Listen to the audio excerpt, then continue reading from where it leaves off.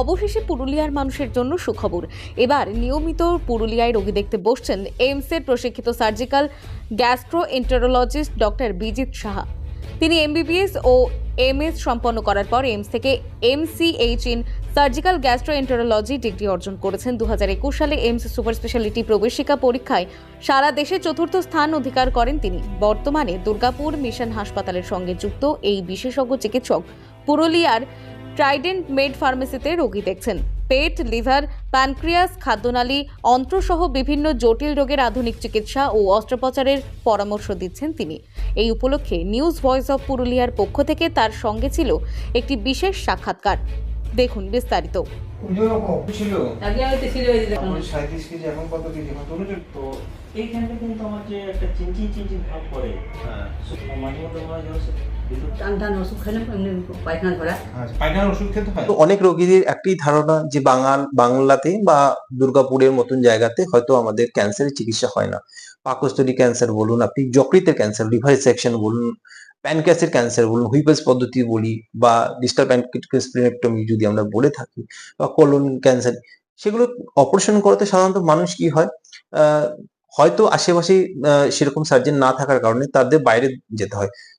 যেমন হচ্ছে যে অনেক রোগীরা অনেক সময় যায় হচ্ছে মুম্বাই টাটাতে, অথবা কলকাতা টাটাতে হসপিটাল, অথবা বাইরের কিছু হায়দ্রাবাদ বা ব্যাঙ্গালোরের হসপিটালগুলোতে তারা সাধারণত যায়। কিন্তু এটা আমরা বলে থাকি যে সেখানে যে পরিমাণের বা যেরকম ধরনের সার্জারি হয়ে থাকে সেরকম বা তার থেকেও অ্যাডভান্স, কজ আমাদের কাছে রোবট এখন অ্যাভেলেবেল, এবং দা ভিঞ্চি এক্সাইট আমরা যদি সাধারণভাবে বলে থাকি, এটি বিশ্বের সর্বশ্রেষ্ঠ রোবট, যেটি ভারতীয় রোবট নয় বা যেটি আপনার চায়না রোবট নয়। সো এই পদ্ধতির মাধ্যমে আমরা যে সার্জারিগুলি করেছি সেগুলি শুধু আমাদের দুর্গাপুরবাসীদের জন্য নয়, সেটি বাঁকুড়ার কোনো পেশেন্ট, আসানসোলের পেশেন্ট, পুরুলিয়ার পেশেন্ট, মালদার পেশেন্ট এবং নর্থ বেঙ্গলের শিলিগুড়ির পেশেন্ট, তাদের উপর কিন্তু তারা কিন্তু আমাদের কাছে এসেছেন, সার্জারি করেছেন এবং তারা ভালো রেজাল্ট পেয়েছেন। কজ তাতে কি হয়, রোবোটিক সার্জারি বা ল্যাপারোস্কোপি সার্জারির মাধ্যমে ওপেন সার্জারিতে কি হয়, আমরা অনেকটা কেটে অপারেশন করি, তাতে কি হয়, রোগীদের ব্যথা বেদনা হওয়ার কারণে তারা অ্যাম্বুলেশন মানে তারা হাঁটা চলে একটু পরে স্টার্ট করে, কিন্তু এই ক্ষেত্রে পরের দিনই পেশেন্টকে আমরা খেতে দিতে পারি মুখে।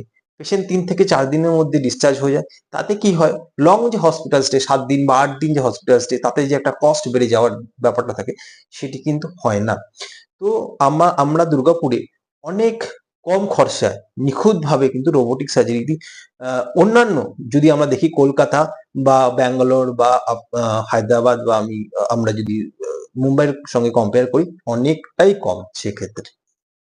বর্তমানে পুরুলিয়া পুরুলিয়া এবং দুর্গাপুর বা আশেপাশে যে অঞ্চল, বাঁকুড়া, সেসব জায়গায় যে রোগীরা সাধারণত নিয়ে আসে সেটা হচ্ছে যে পাকস্থলীর সমস্যা বা যকৃতের সমস্যা সাধারণত।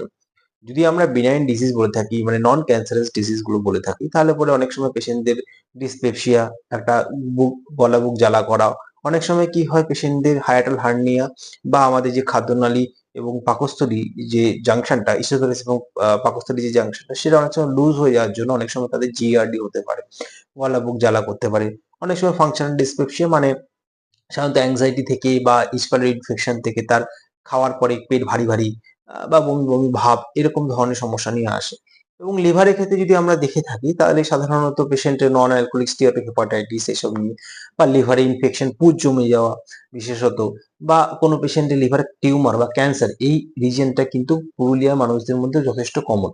এবং তাছাড়াও যদি দেখি অন্ত্রের ক্যান্সার, বিশেষ করে পাকস্থলী বা খাদ্যনালী বলতে গেলে ইসোফেগাসের, হ্যাঁ, কোলন বা রেকটামের ক্যান্সার, এগুলো নিয়ে আসে। এবং মানে অগ্নাশয় গ্রন্থির ক্যান্সার, যেটি খুব অ্যাডভান্স ক্যান্সার, বা গলব্লাডারের ক্যান্সার, এই ধরনের ক্যান্সার নিয়ে রোগীরা সাধারণত নিয়ে আসতে পারে। এই রিজনের লোকেদের মধ্যে খুব প্রবণতা আছে। ল্যাপারোস্কোপি এবং এবং হচ্ছে যে রোবোটিক সার্জারি এতদিন অবধি আমাদের এরিয়াতে যদি বলে থাকি, বিশেষত ল্যাপারোস্কোপির মাধ্যমে গলব্লাডার স্টোনের অপারেশন হতো, অথবা অ্যাপেন্ডিক্সের অপারেশন হতো।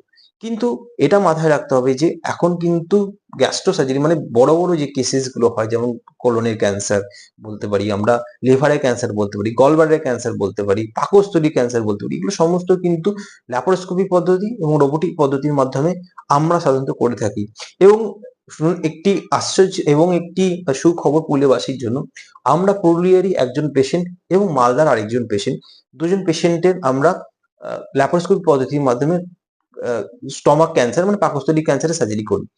সেই যে আমরা নতুন টেকনিক যেটা আবিষ্কার করি সেটি আমাদের একটি ইন্টারন্যাশনাল ভালো জার্নালসে রিসার্চ পেপার আমাদের ওটা অ্যাজ এ ফার্স্ট আমরা অথর মানে আমরা সেটা ইনভেন্ট করি এবং সেই পদ্ধতির মাধ্যমে আমরা যে সার্জারি করি পেশেন্ট দুজনেই খুব সুস্থ আছে এবং গোটা বিশ্বে এরপরে এই পদ্ধতিটি ফলো হবে। সো আমরা এখানে উন্নত মানের national as well as international যে সার্জারি রোবোটিক এবং ল্যাপারোস্কোপি পদ্ধতির মাধ্যমে করে থাকি, সেটা কিন্তু মানে দুর্গাপুর মিশন হসপিটাল প্রথম আমাদের এখানে এনেছে। সাধারণত মানে ক্যান্সারের ক্ষেত্রে যদি আমরা বলে থাকি, কোনো রোগী যদি দেখেন যে খিদে কমে গেছে হঠাৎ করে এবং ওজন তার অনেকটাই কমে গেছে, মানে রোগীরা সাধারণত বলে যে আমার কাপড় জামা অনেকটাই ঢিলে পড়ছে বা আমার একদম খাবার দেখলে খেতে ইচ্ছা করছে না, এটি কিন্তু ক্যান্সারের প্রাথমিক লক্ষণ হতে পারে।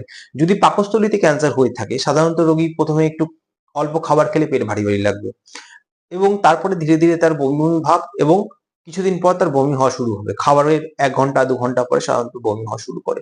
যদি মলদ্বারের ক্যান্সার হয় বা কোলনে ক্যান্সার হয় সাধারণত পেশেন্ট অনেক সময় কি হয় যে স্পুরিয়াস ডায়রিয়া মানে হচ্ছে যে এক পাতলা পায়খানা নিয়ে আসতে পারে, অল্টার বাউল হ্যাবিটস, কখনো কনস্টিপেশন, কখনো একদম পাতলা পায়খানা এরকম নিয়ে আসতে পারে এবং সবথেকে বড় ব্যাপার হচ্ছে রক্তক্ষরণ, পায়খানার সাথে রক্তক্ষরণ, এই জিনিসগুলো নিয়েও পেশেন্ট আসতে পারে। এবং যদি অ্যাডভান্স স্টেজে পেশেন্ট আসে তখন কিন্তু পেশেন্টের লিভারে টিউমার ছড়িয়ে যাওয়ার প্রবণতাটা আসে। এবং প্যানক্রিয়াসে যদি ক্যান্সার হয়ে থাকে সাধারণত কি হয় না, ব্যথা অনেক সময় কি হয় পেটের মাঝ বরাবর শুরু হয় এবং পিছনে ব্যাক পেন হতে থাকে পেশেন্টের ক্ষেত্রে। এবং আরেকটি বিষয় এটা আমাদের মাথায় রাখতে হবে, প্যানক্রিয়াসের ক্যান্সার এবং প্যানক্রিয়াসের পাথর দুটো কিন্তু সম্পূর্ণ আলাদা জিনিস। প্যানক্রিয়াসের পাথর যদি হয়ে থাকে সেটি সাধারণত হয় বিনাইন ডিজিজ, মানে এটি ক্যান্সারাস নয়, কিন্তু সেটি সার্জারির মাধ্যমে নির্মূল করা যেতে পারে, যেটি একটি 4 থেকে 5 ঘন্টা একটি প্রসিডিওর যেটাকে ফ্রেশ সার্জারি আমরা বলে থাকি। সেই প্রসিডিওরটা বা সেই এই যে ধরনের সার্জারি গুলো এতদিন এখানে অ্যাভেলেবেল ছিল না, কজ এখানে নিয়মিত কোনো গ্যাস্ট্রো সার্জন বা সার্জিক্যাল গ্যাস্ট্রোএন্টারোলজিস্ট ছিলেন না। সাধারণত আমাদের এই অঞ্চলের রোগীদের সাধারণত হায়দ্রাবাদে এশিয়ান ইনস্টিটিউট অফ গ্যাস্ট্রোএন্টারোলজি বা কোনো কোনো সিএমসি ভেলোর অথবা বাইরের কোনো যেমন হচ্ছে ব্যাঙ্গালোরের মতন কিছু কিছু মানে চিকিৎসা কেন্দ্রে তাদেরকে যেতে হতো এই জন্য। কিন্তু রিসেন্টলি 1 বছরে যদি আমি পরিসংখ্যান দেখি এক্ষেত্রে আমাদের মিশন হসপিটালে প্রায় 8 থেকে 10 জনের আমরা প্যানক্রিয়াসের পাথরের সার্জারি করেছি এবং প্যানক্রিয়াসের ক্যান্সারের সার্জারি প্রায় 4 থেকে 5টি পেশেন্টের এবং প্রত্যেকটি পেশেন্ট সুস্থ আছে এবং খুব ভালোভাবে তারা বাড়িও গেছেন। আমি পুরুলিয়াতে ট্রাইডেন্ট মেডে বসছি, যেটি ভারত সেবাশ্রম সংঘের একদমই কাছে নিকটবর্তী। সেখানে আমি প্রত্যেক মাসের 2য় শুক্রবার করে আসছি এবং সময় হচ্ছে বেলা 12টা থেকে দুপুর 3টে অবধি।